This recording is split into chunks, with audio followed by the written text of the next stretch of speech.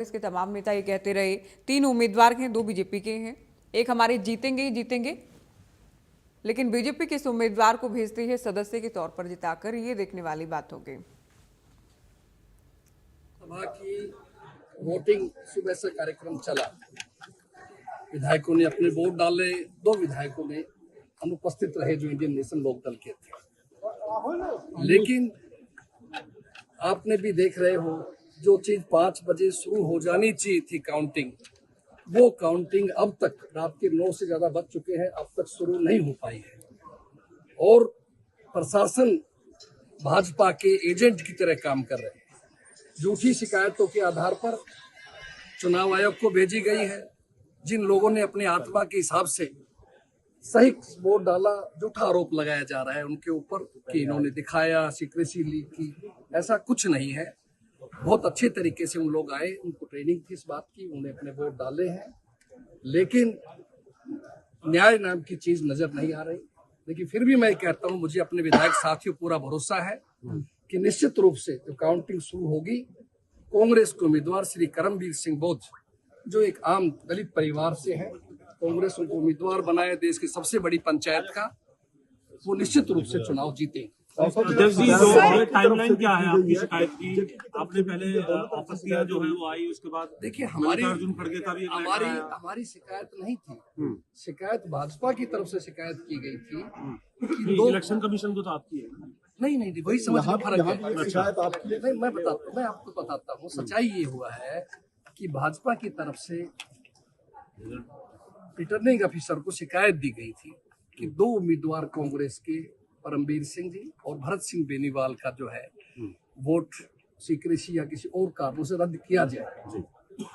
हमने भी कांग्रेस तरफ से रिटर्निंग अफसर को अनिल विज जी का जो वोट था उसके ऊपर हमने भी एक शिकायत दी थी। रिटर्निंग ऑफिसर महोदय ने उसको देख करके फैसला लिया है कि जैसा उन्होंने बताया, मैं ऑफिशियल नहीं बता पा रहा क्योंकि ऑफिशियल तो उनके आदेश से आएगा कि अनिल विज का तो ठीक है, लेकिन ये 2 वोटों की मुझे अपने हिसाब से राय करने के बाद में चुनाव आयोग को मैंने अपनी राय के लिए भेजा है। हमने उनसे ये भी कहा कि आप इनकी वीडियो फुटेज भी भेजिए, खाली अपनी राय मत भेजिए। अब शायद पता लगा कि सर वीडियो फुटेज भेजी गई है, हमें तो कहा गया था नहीं वो मांगेंगे तो भेजूंगा। तो इसलिए मैं कह रहा हूँ कि शिकायत कांग्रेस से नहीं की, कांग्रेस भाजपा की तरफ शिकायत गई थी।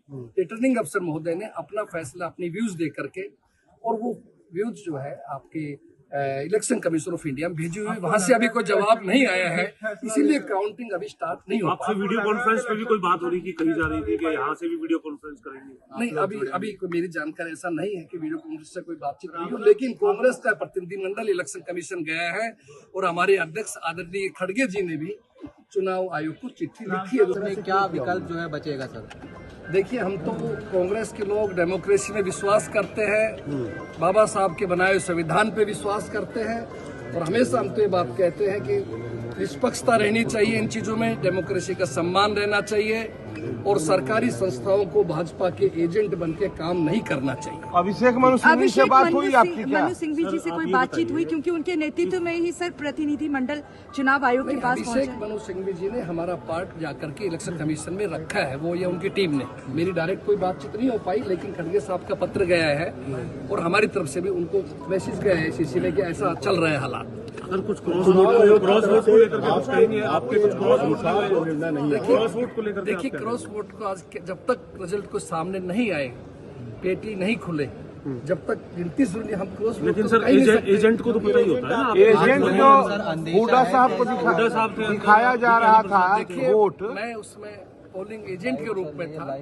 और इसलिए मैं जो है उस बारे में कोई चीज नहीं बता सकता। अभी आपको लग रहा है कि इलेक्शन कमीशन विवेक से फैसला लेगा, संतुष्ट करेगा? करना चाहिए।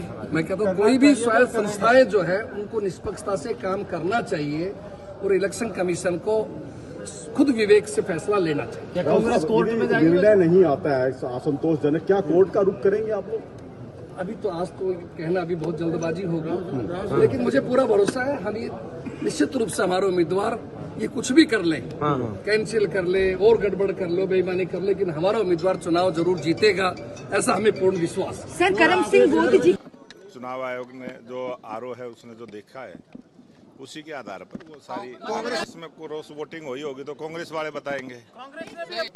देखो, जिस प्रकार की जानकारियां आपके पास भी है, हमारे पास भी है, लगता है कि कुछ न कुछ चमत्कार हरियाणा के इस वोटिंग में होगा।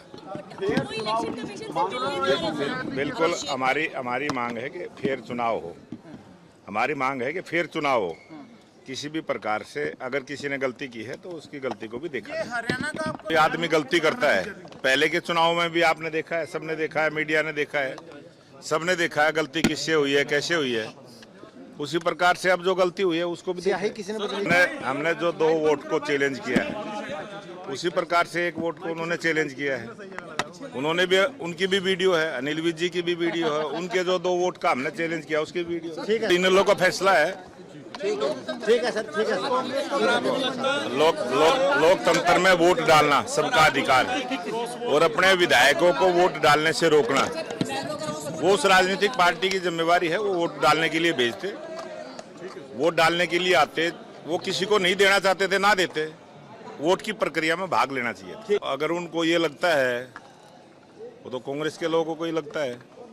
हमारी तो यही मांग है कि मतलब एक जो गलतियां हुई हैं, जो 2 वोट उनकी कैंसिल बनती हैं, वीडियो में रिकॉर्ड है, उस पर फैसला लेते हुए और वो जो 2 वोट है वो कैंसिल। हम बताए हैं, उसका कोई प्रूफ दिखाए कि किसी ने कोशिश की। हमने किसी से कोई संपर्क नहीं।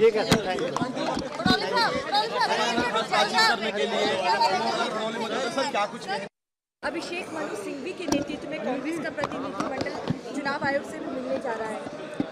ये चुनाव आयोग का काम है और चुनाव आयोग जल्दी इस पर निर्णय ले और जो तथ्य है उनको देखते हुए निर्णय। सब तथ्य जो है ना, यहाँ से जो कानूनी प्रक्रिया है वो पूरी हो रही है। बिल्कुल, इस वक्त हमारे साथ हरियाणा सरकार में कैबिनेट मंत्री कृष्ण बेदी जो है वो मौजूद है, क्योंकि भारतीय जनता पार्टी की तरफ से चुनाव एजेंट भी जो है बनाए गए हैं। बेदी साहब, किस तरीके से देखते हैं, इतना डिले क्यों हो रहा है? कांग्रेस लगातार एलिगेशन लगा रही है कि जानबूझकर इस मतगणना को रोका जा रहा है। हमारे पास पूरे नंबर थे, उसके बावजूद भी जो है इस तरीके की हरकत जो है वो की जा रही है। नहीं, देखिए, मैं आपके माध्यम से बताना चाहता हूँ, हमने 2 वोट पर ऑब्जेक्शन किया। गौरव गौतम ने परमवीर सिंह जी की वोट पर ऑब्जेक्शन किया, मैंने भरत सिंह बेनीवाल जी की वोट पर ऑब्जेक्शन किया और उन्होंने भी तो अनिल विज जी की वोट पर ऑब्जेक्शन किया। आरोप हम पे लगाएंगे कि हम प्रक्रिया को रोक रहे हैं। क्या उन्होंने ऑब्जेक्शन क्यों किया फिर, यदि हम प्रक्रिया को रोक रहे थे? खुद अपने आप शिकायत करी, अपने आप आरओ साहब को ये कहा कि चुनाव आयोग से राय लो, आरोप हम पर लगाएंगे। क्यों लगाएं? हमने ऐसी कौन सी गलती करी है?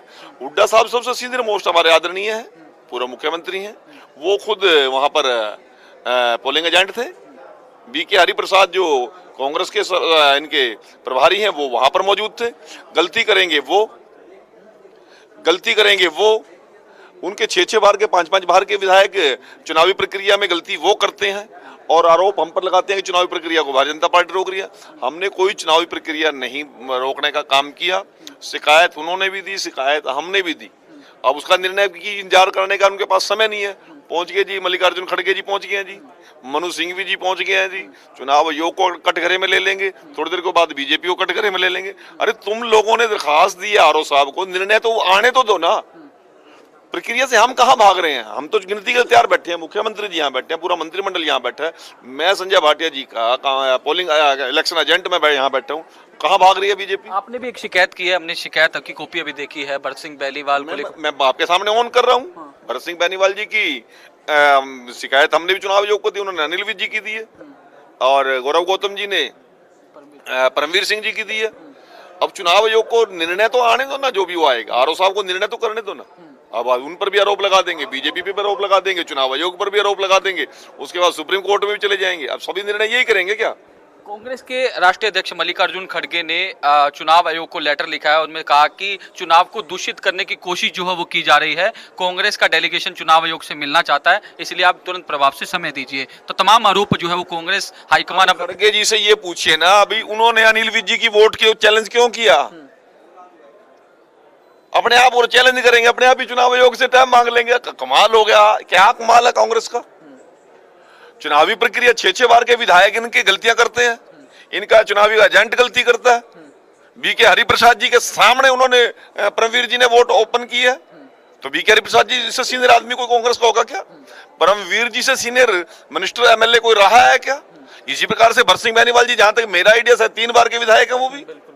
भूपेंद्र सिंह हुड्डा जी उनके हाथ से वोट छीन रहे हैं।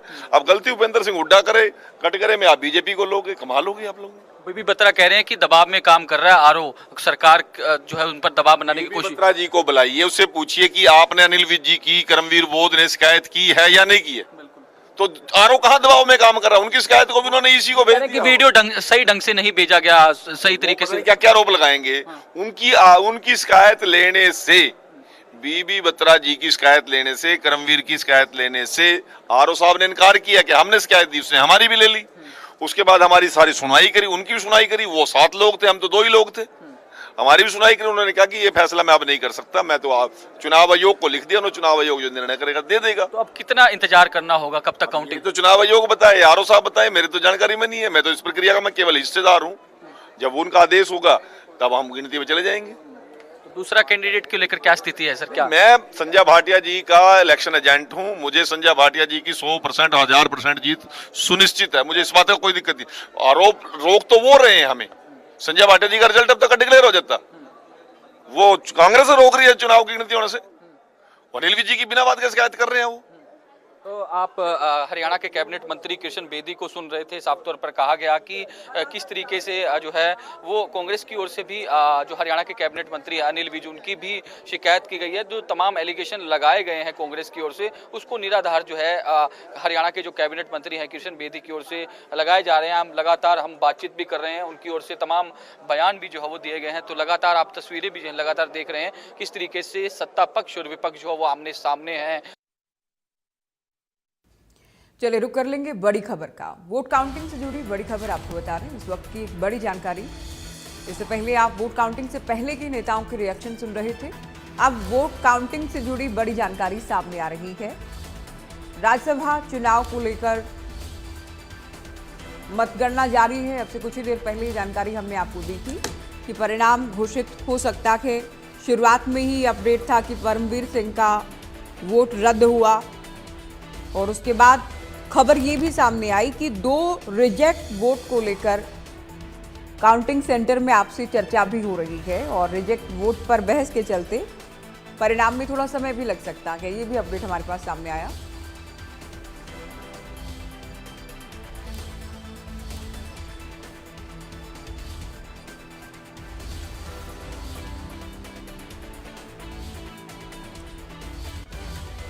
तो ये जब वोट काउंटिंग शुरू हुई उस वक्त का ये स्टेटस था कि एक विधायक का वोट रद्द हुआ, इनवैलिड पाया गया। टोहाना से कांग्रेस विधायक परमवीर सिंह। 3 ऑब्जेक्शन थे जिनमें भरत सिंह बेनीवाल जो कि इलाहाबाद से कांग्रेस विधायक हैं और साथ ही कैबिनेट मंत्री अनिल विज के वोट को लेकर भी ऑब्जेक्शन था, लेकिन एक वोट रद्द हुआ था परमवीर सिंह का।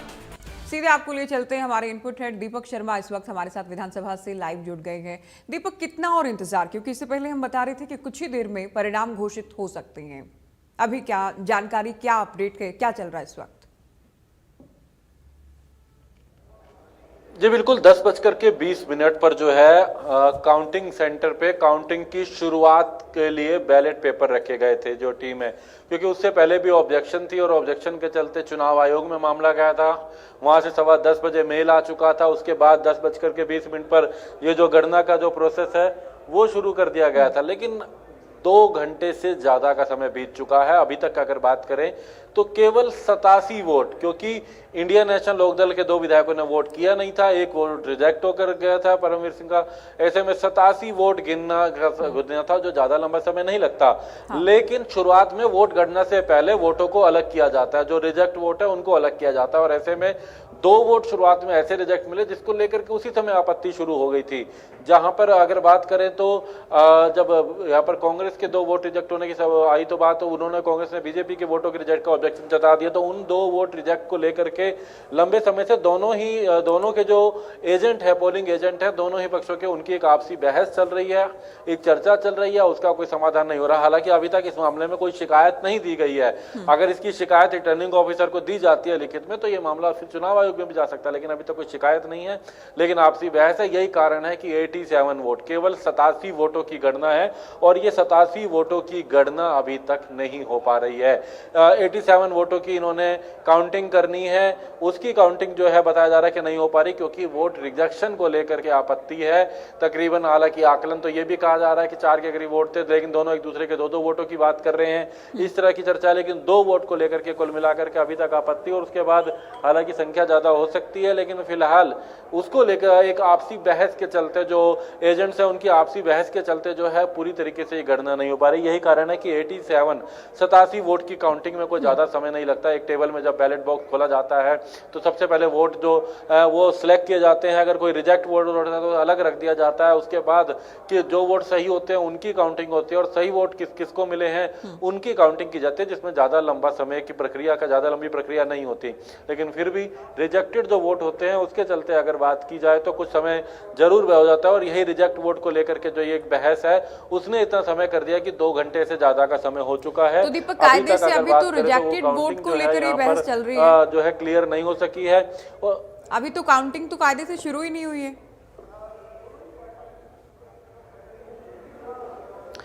जी बिल्कुल, काउंटिंग तभी शुरू होगी जब इन रिजेक्ट वोट का सिलसिला क्लियर हो जाएगा, जब इस पर क्लियरिटी हो जाएगी उसके बाद काउंटिंग होगी। काउंटिंग में कोई ज्यादा समय नहीं आता, लेकिन अक्सर ये इसमें कोई दो राय नहीं है, राज्यसभा का चुनाव अहम होता है, निर्भर करता है रिजेक्ट वोट पर, क्रॉस वोट पर, रिजेक्ट वोट पर, इन चीजों पर। और रिजेक्ट की बात करें तो कई तरीके के ऐसे ऑब्जेक्शन हो जाते हैं वोट रिजेक्ट कराने के। पहले तो प्रक्रिया उठी थी, 3 वोट ऐसे थे जो ये कहा गया था कि प्राइवेसी लीक की गई। वो 3 वोटों का प्राइवेसी लीक का मामला आखिरकार दिल्ली तक पहुंचा चुनाव आयोग का।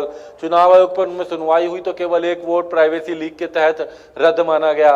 वो 88 वोटों से 87 वोट रह गए थे। लेकिन अब उसके बाद वोट रिजेक्शन में अगर बात करें तो और भी कई मायने आते हैं, किसी का टिक ठीक ना आना, किसी का निशान जो सही ना हो या कोई और अन्य निशान होना, ऐसे बहुत से प्रश्न होते हैं और उन्हीं को लेकर के ये ऑब्जेक्शन यहाँ पर था। और सबसे बड़ी बात आपको बताऊं, जो जोश है जो वो कहीं ना कहीं पार्टी में भी अब हल्का होता नजर आ रहा है। कांग्रेस की अगर हम बात करें तो यहाँ पर लगातार चहल पहल थी। कुछ देर पहले तक कांग्रेस का जो जहां नेता बैठते थे, जहां भूपेंद्र सिंह हुड्डा बैठते हैं नेता प्रतिपक्ष, उनका कमरा बाहर पूरी भीड़ हुआ करती थी।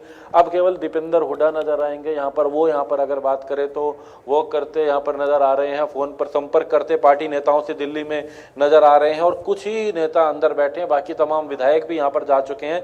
यानी कि जीत के जश्न की भी अगर कोई बात हुई तो, हालांकि अभी जीत है या नहीं ये काउंटिंग में निर्णय होगा, जीत निर्दलीयों को मिलती है या कांग्रेस को मिलती है ये काउंटिंग के बाद निर्णय होगा। लेकिन फिलहाल मनोबल ही कह सकते हैं कि कांग्रेस का जो विधायकों की संख्या है, कांग्रेस के जो नेताओं की संख्या वो लगातार घटती जा रही है।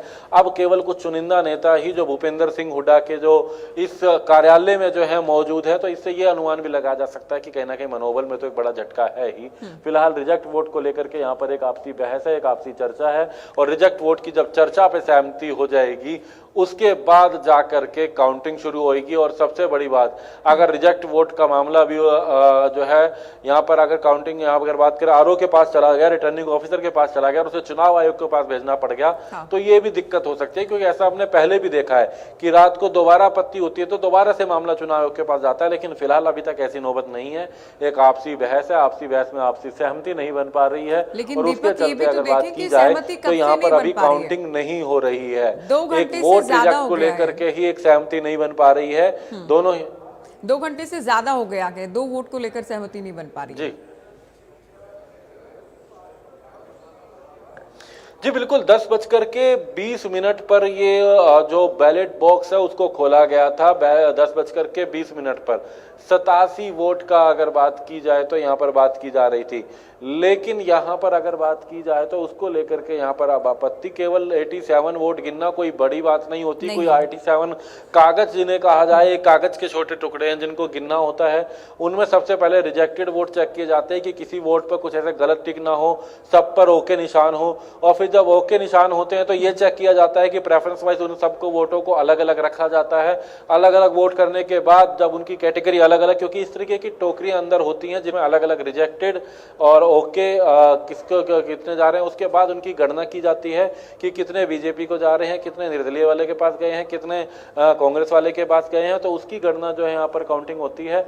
लेकिन अभी वो सब नौबत बाद में, पहले रिजेक्ट और एक्सेप्ट को लेकर के यहाँ पर एक आपसी चर्चा है। और वही हम बात कर रहे थे कि माहौल की अगर बात करें तो जो कांग्रेस के जहां नेता आपसे कुछ देर पहले चहल पहल थी लगातार, वो कमरा भी भरा हुआ था भूपेंद्र सिंह हुड्डा का, तमाम कांग्रेस के जो विधायक थे वो यहाँ पर मौजूद थे, कांग्रेस के नेता यहाँ मौजूद थे, लगातार वॉक चल रही थी, आ रहे जा रहे थे, कमरे के बाहर भी एक दूसरे को फोन मिला रहे थे। अब वो सारी चर्चाएं शांत हो चुकी हैं, अब ये कमरा शांत हो चुका है।